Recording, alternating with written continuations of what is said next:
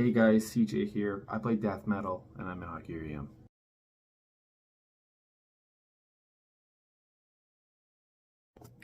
So the meaning behind the band Augurium, it's actually Latin for omen. So in high school and generally growing up, I loved horror movies, and the Omen series was a big one for me. And upon the creation of the band, we were trying to think of something unique, creative, and we decided to go to Google Translate and put in Latin to English words. So we put in omen, and Augurium was created.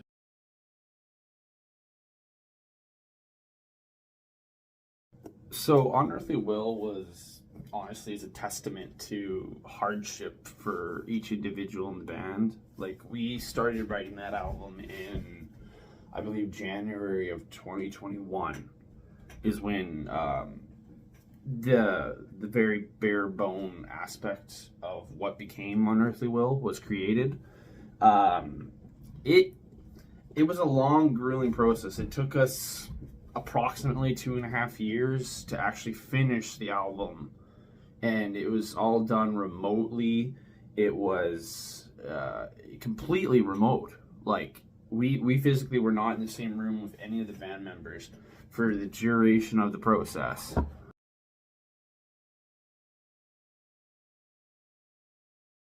So a lot of the common lyricism for the album is about yourself. It's about challenging yourself, being the best person you can, going through dark times, general life statements that are very true to many people in the audience, we believe.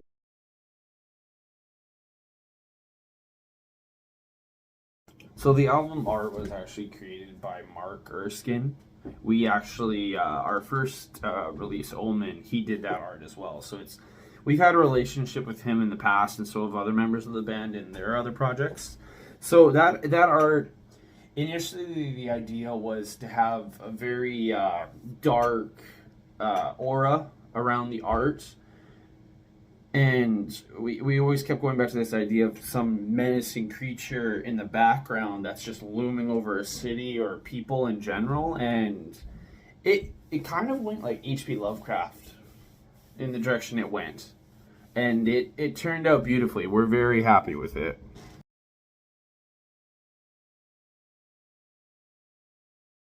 So obviously we'd love to do this full time, tour, go to Europe, do all that, completely full time, self sufficient. But being realistic, so I do kitchen exhaust cleaning. I deal with grease in kitchen restaurants. It's pretty nasty work. Logan, he works at Costco, but he also does leather working on the side. He's a very creative individual. Taylor does a lot of trade style work. He does a lot of drum session work, and Reed is the one that actually produced and mixed and mastered the album. He's an audio engineer. He does that full time, so it's definitely a lot of different careers, but yeah, it pays the bills.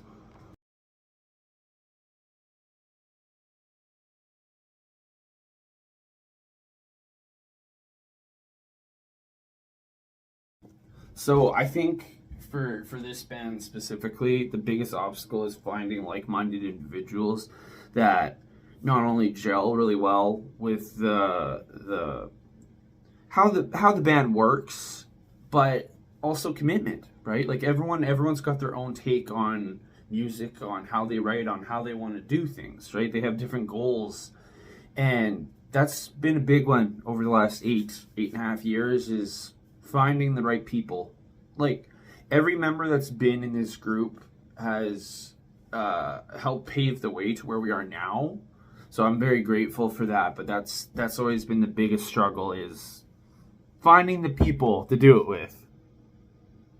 We overcame them by simply just grinding, just going and going and going and never stopping.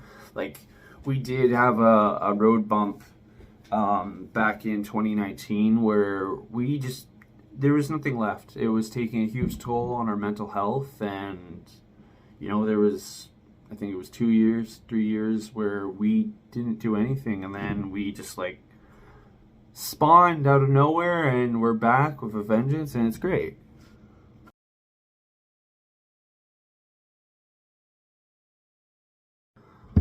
Well, I think it would be really awesome to do something with Eric Clapton. Like I love his playing, and yeah, that would just be a really different avenue, different aspect of my personal playing.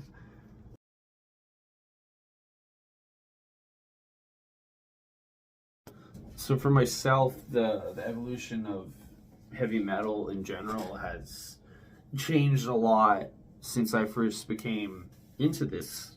Since I first just immersed myself into this world, like when I was a kid, all it was just heavy. You know, that's all I cared about. But once I actually started to get into the game, you know, started actually making the music and going to the shows and touring and stuff like that, it's changed a lot for me personally. But what I've always found, and I'm speaking from like a local representation of like where I'm from, Regina. When I first got into the scene when I was like 13, it was crazy. You know, like there was so many of us kids, and then the heroes, all the OG bands back in the day there, and we looked up to them. And one thing I've found is it comes and goes in hurdles, but it's very resilient because it's right now it's so alive. But the one thing that stood by me this whole time is just the commitment, the love, the willingness to accept people in the scene. You know, and I think heavy metal has always just held on to that aspect. We're a very welcoming community. Obviously, we don't welcome hate, all that jazz, but it's just always been a very welcoming thing where anyone can come into this and they're not going to be looked down upon for having different interests or different music tastes at that time.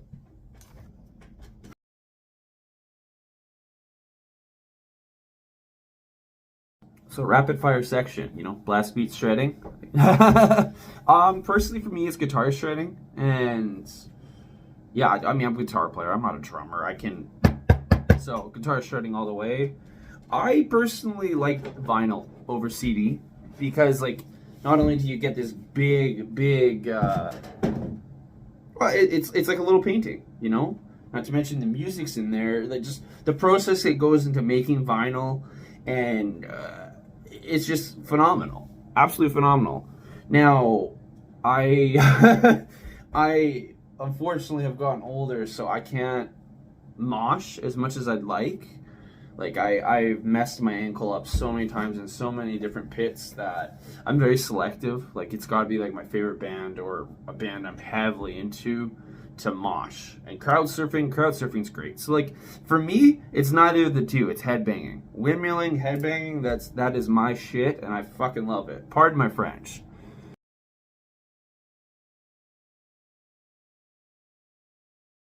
I will take a 12 a.m. studio session over a 6 a.m. rehearsal because at that point I'm able to have a beer. You know, I'm not going to be judged for having a beer at midnight as much as I would at 6 a.m. So, studio session for sure.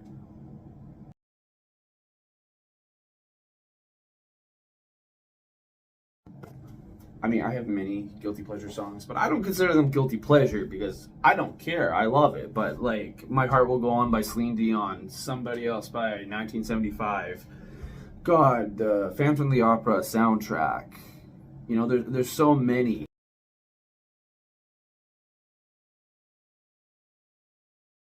The current plans are to play more out in Western Canada. We've got a couple show announcements coming up that we're very excited for, like goals, pardon me, for us, and we are writing new music. We intend to potentially release a single or something later in the year.